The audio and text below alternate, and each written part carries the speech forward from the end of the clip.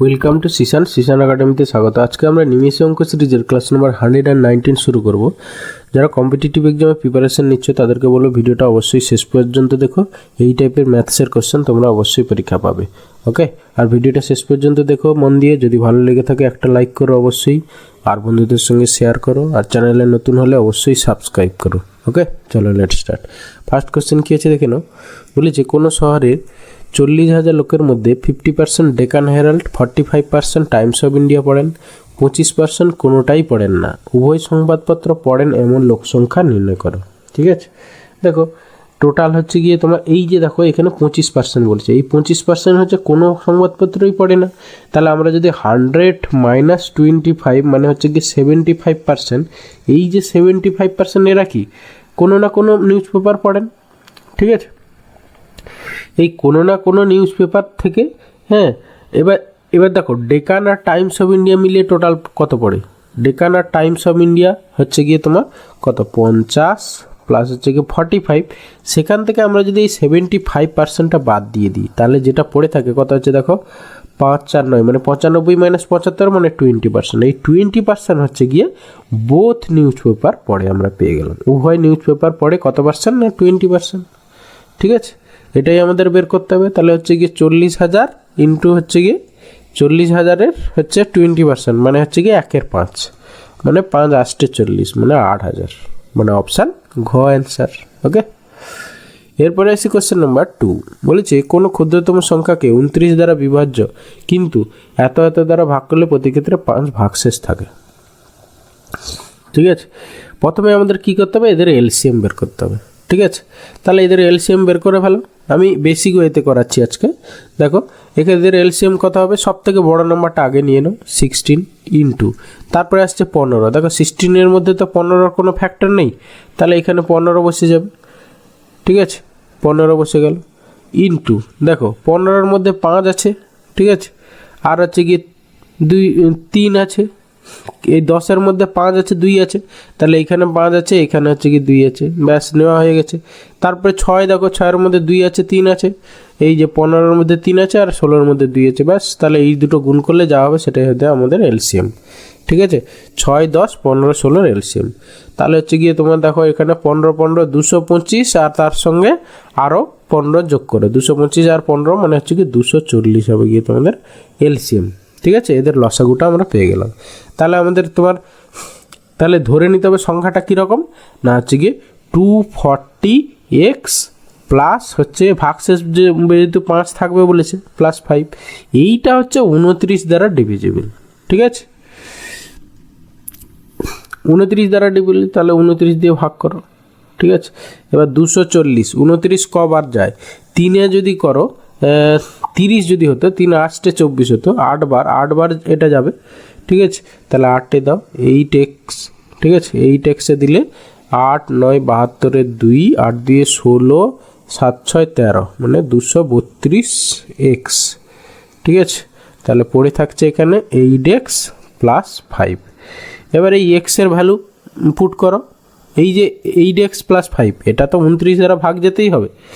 তাহলে এক্সের value put করে যাও। এক্সের ভ্যালু দেখো 1 বসালে 8 5 13 হবে, 13 তো আর 29 দ্বারা ভাগ যায় না। 2 বসালে 8 2 16, 6 5 11 21 হবে না। 8 এবার এক্স ইকুয়াল টু 3 যদি বসাই, দেখো এক্স ইকুয়াল টু যদি আমরা 3 বসাই তাহলে 8x প্লাস 5-এর ভ্যালু কত, 8 3 24 আর 5 29।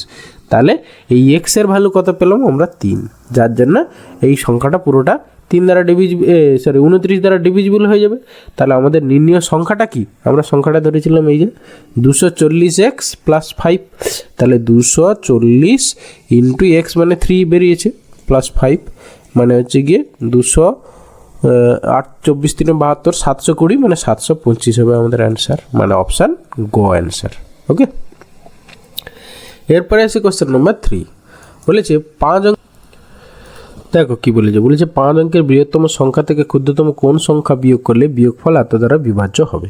ঠিক আছে, বিয়োগফল এত দ্বারা বিভাজ্য হবে মানে 5 অঙ্কের বৃহত্তম সংখ্যা, হ্যাঁ 5টা নয়, তাকে হচ্ছে 869 দিয়ে তোমরা ভাগ করো। ঠিক আছে, তাহলে 869 তাহলে হচ্ছে গিয়ে 1 2 3 4 5। ওকে, ভাগ করো, 1-এ দাও 869, তাহলে পড়ে থাকছে এখানে 0 3 1, তারপর 9, তারপরে একে দাও আবার 869, তাহলে হচ্ছে এখানে 0, এখানে 4 আর এখানে 4, তাহলে 9 নম্বর। তাহলে কত বাদ যাবে দেখো, 4-এ যদি দাও 8 4-এ 32, 5-এ দাও 8 5-এ 40, তাহলে 5-এই দাও, 5-এ 5 9 45-এর 5, আর হচ্ছে 5 6 30, 4-এ 34-এর 4 হাতে 3, 5 8 40, 3 43, তাহলে পড়ে থাকছে কত, এখানে হচ্ছে গিয়ে 4 আর এখানে হচ্ছে 6, তাহলে ভাগশেষ কত 64, তাহলে এই 64 বাদ দিয়ে দিলে 5 অঙ্কের বৃহত্তম সংখ্যা থেকে সংখ্যাটা 869 দ্বারা ভাগ যাবে, তাহলে অপশান ঘ অ্যান্সার। ওকে, এরপরে হচ্ছে কোশ্চেন নম্বর 4, স্রোতের অনুকূলে কোনো দূরত্ব যেতে যে সময় লাগে স্রোতের প্রতিকূলে সেই একই দূরত্ব যেতে দ্বিগুণ সময় লাগে, তাহলে জলের বেগ আর হচ্ছে নৌকার বেগ স্থির জলে, মানে স্রোতের বেগ আর হচ্ছে নৌকার স্থির জলের অনুপাত চেয়েছে। ঠিক আছে, তাহলে ধরে নাও ধরে নাও স্রোতের বেগ ধরো সাপোজ এক্স, ঠিক আছে, আর হচ্ছে গিয়ে না স্থির জলে নৌকার বেগ সব থেকে বড় হয়, ওই জন্য ওটা আগে ধরলাম।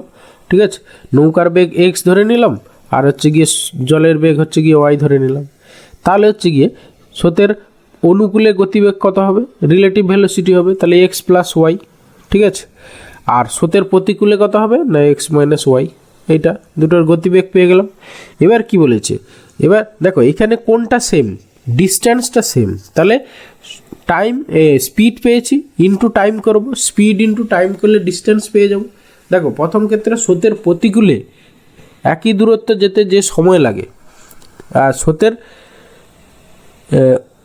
স্রোতের অনুকূলে যে দূরত্ব যেতে সময় লাগে স্রোতের প্রতিকূলে তার ডবল সময় লাগে, তাহলে স্রোতের অনুকূলের টাইমটা আমরা 1 ইউনিট ধরে নিলাম।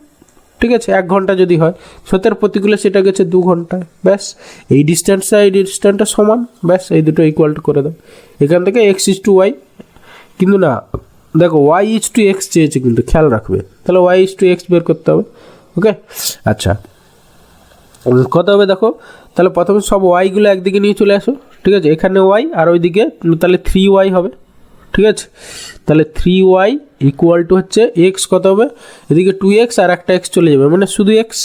ঠিক আছে, তাহলে হচ্ছে গিয়ে তোমার y ইজ টু এক্স কত হবে না 1:3, ব্যাস 1:3 মানে অপশান গো অ্যান্সার। ওকে, এরপরে আসছে কোশ্চেন নাম্বার 5, বলছে দুটি সংখ্যার যোগফল এবং বিয়োগফল যথাক্রমে এত এত হলে তাদের গুণফল কত। ঠিক আছে, আমরা একটা ফর্মুলা জানি, কি বলতো, এ বি ইকুয়াল টু হচ্ছে এ প্লাস বি বাই 2 এর whole square minus A minus B by 2 এর হোল স্কোয়ার। ঠিক আছে, তাহলে সেটা বসিয়ে দাও, জাস্ট যোগফল হচ্ছে গিয়ে তোমার 28 বাই 2 মানে হচ্ছে কি 14 square, minus A minus B মানে 16 বাই 2 মানে হচ্ছে 8 স্কোয়ার, ব্যাস এটা সিম্পলিফাই করে যা হবে অ্যান্সার। 14 স্কোয়ার মানে 196, মাইনাস হচ্ছে গিয়ে 8 স্কোয়ার মানে হচ্ছে গিয়ে 64, মানে ইউনিট ডিজিট 2 হবে, দুটোতে 2 আছে, তাহলে বাদ দিয়ে দাও, তাহলে 2 আর এখানে হচ্ছে গিয়ে 3, তাহলে 132 হবে অ্যান্সার, মানে অপশান ক অ্যান্সার।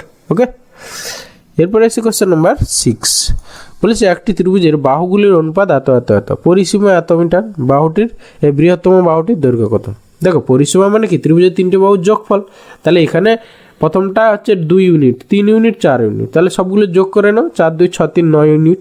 ঠিক আছে, তাহলে 9 ইউনিটের ভ্যালু মানে 9 ইউনিটের ভ্যালু হচ্ছে কি 81 মিটার।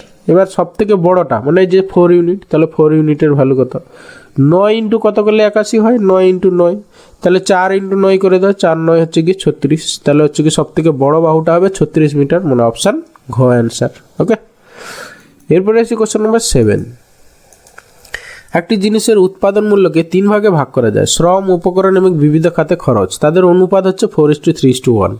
উপকরণের জন্য খরচ হচ্ছে গিয়ে 22.50 টাকা, হ্যাঁ, হলে উৎপাদন মূল্য কত। দেখো তাহলে হচ্ছে গিয়ে টোটাল এটা কি বলেছে, উপকরণের জন্য খরচ এত টাকা, উপকরণ মানে হচ্ছে মাঝখানেরটা, মানে এখানে 3 ইউনিটের ভ্যালু বলেছে কত 22.50, ব্যাস তোমার চেয়েছে উৎপাদন মূল্য মানে 3টে যোগফল, 4 3 7 একে 8, তাহলে 8 ইউনিট ইকুয়াল টু কত, ব্যাস সেটাই হবে অ্যান্সার। তাহলে 3 ইন্টু কত করলে দেখো এটা হচ্ছে 3 ইন্টু, বা এটাকে 3 দিয়ে ভাগ করো ইন্টু 8 করো, যে কোনো একটা ইচ্ছা। ঠিক আছে, তাহলে 3 দিয়ে ভাগ করে দাও, 3 7 21 পয়েন্ট 3 5 15 0, ঠিক আছে, তাহলে 8 7 56 আর 8 5 40, 6 4 10 মানে হচ্ছে 60 টাকা। ওকে, 60 টাকা মানে অপশান গো অ্যান্সার। এরপরে আসি কোশ্চেন নাম্বার 8। বলেছি একটি খাবার ঘরে এ বি একত্রে 100 টাকা খরচ করে, বি সি একত্রে 150 টাকা খরচ করে, সি এ একত্রে 200 টাকা খরচ করে, এ একা কত খরচ করে? আচ্ছা, সবগুলো যোগ করে দাও। দেখো এই 100 আর এই 150 আর এই 200 যোগ করলে কত হচ্ছে টোটাল? 100 200 200 400 450। ঠিক আছে, দেখো এইখানে দেখো এ বি আবার বি সি সি এ, মানে অ্যাকচুয়ালি আমরা সবগুলো যদি যোগ করি তাহলে পাচ্ছি কি 2 ইন্টু এ প্লাস বি প্লাস সি। এর ভ্যালু হচ্ছে গিয়ে তোমার কত না 450 টাকা। ওকে, তাহলে শুধু এ প্লাস বি প্লাস সির ভ্যালু কত? এ প্লাস বি প্লাস সি হচ্ছে গিয়ে তোমার একে 2 দিয়ে ভাগ করে দাও, তাহলে 225 এত টাকা। এবার এখান থেকে এর একার খরচ চেয়েছে, এ একা কত টাকা খরচ করে, তাহলে বি সি এর খরচটা বাদ দিয়ে দাও। এই যে দেখো বি আর সি একত্রে 150 টাকা খরচ করে, তাহলে এই বি সি হচ্ছে গিয়ে 150, তাহলে 150 এখান থেকে বাদ দিয়ে দাও, যা পড়ে থাকবে 5 আর হচ্ছে গিয়ে 7, ব্যাস 75 টাকা। তাহলে এ একা কত খরচ করে না 75 টাকা, মানে অপশান কো অ্যান্সার। এরপরে আসি কোশ্চেন নাম্বার 9। বলেছে প্রতি কুইন্টাল 136 টাকা ও প্রতি কুইন্টাল 126 টাকা দরে 2 প্রকার চিনি 1:4 অনুপাতে মেশানো হলো, মিশ্রিত চিনির প্রতি কুইন্টালের দাম কত? ঠিক আছে, জাস্ট ধরে নাও এটার 1 কেজি এটা 4 কেজি। ঠিক আছে, মেশানো হলো, তাহলে টোটাল এভারেজ কত দাম দাঁড়ালো সেটা বের করে নাও। ঠিক আছে, প্রথম প্রকারের 1 কেজি দাম কত হবে? 1 × 136 প্লাস দ্বিতীয় প্রকারের 4 কেজির দাম কত হবে? 126 × 4 বাই হচ্ছে গিয়ে টোটাল কত হচ্ছে? এটা 1 আর 4 মানে টোটাল 5 কেজির ভ্যালু। ব্যাস, এটাকে সিম্পলিফাই করলে যা হবে সেটাই অ্যান্সার। ওকে, তাহলে হচ্ছে কি এটা 136 প্লাস হচ্ছে এদিকে 4 4 6 24 4 আর হচ্ছে কি 12 4 48 49 50। ওকে, বাই হচ্ছে কি 5 যোগ করে পেলো, তাহলে হচ্ছে কি 0 6 4 10 0 হাতে 1 মানে এটা 4 5 একে 6। ওকে, 640/5, 5 দিয়ে ভাগ করো, 5 একে 5 5 2 এ 10 50 40, তাহলে 128 টাকা। 128 মানে অপশান কো অ্যান্সার। ওকে, এরপরে আসি question number 10 and final question. বলেছে এক ব্যক্তি 7 দিনে গড়ে এতটি জিনিস বিক্রয় করেন, শেষ 6 দিনে গড়ে এত জিনিস বিক্রি করেন। তাহলে প্রথম দিন কত জিনিস বিক্রি করেছিল? তাহলে টোটাল 7 দিনে টোটাল কত বিক্রি করেছে? তাহলে 7 × 1500। ঠিক আছে, সেখান থেকে লাস্ট 6 দিনেরটা টোটাল বাদ দিয়ে দাও, মানে 6 × 1506। ঠিক আছে, তাহলে পড়ে থাকবে প্রথম দিনেরটা। ব্যাস, যা হবে সেটাই অ্যান্সার। গুণ করে নাও 15 সাথে 105 10500 মাইনাস এখানে হচ্ছে গিয়ে তোমার 6 6 36 আর 15 6 90। ব্যাস, এ বিয়োগ করো, মানে লাস্টে তোমার হবে 4, ইউনিট ডিজিট হবে 4, একমাত্র ইউনিট ডিজিট 4 কোনটায় আছে? অপশান গতে। ব্যাস, এটাই অ্যান্সার, আর ভাবার দরকার নেই। ওকে, থ্যাংক ইউ ভিডিওটা শেষ পর্যন্ত দেখার জন্য। আশা করি ভালো লাগলো, তাহলে অবশ্যই একটা লাইক করো, বন্ধুদের সঙ্গে শেয়ার করো, আর চ্যানেলে নতুন হলে অবশ্যই সাবস্ক্রাইব করো। ওকে, ভালো থাকবে, বাই।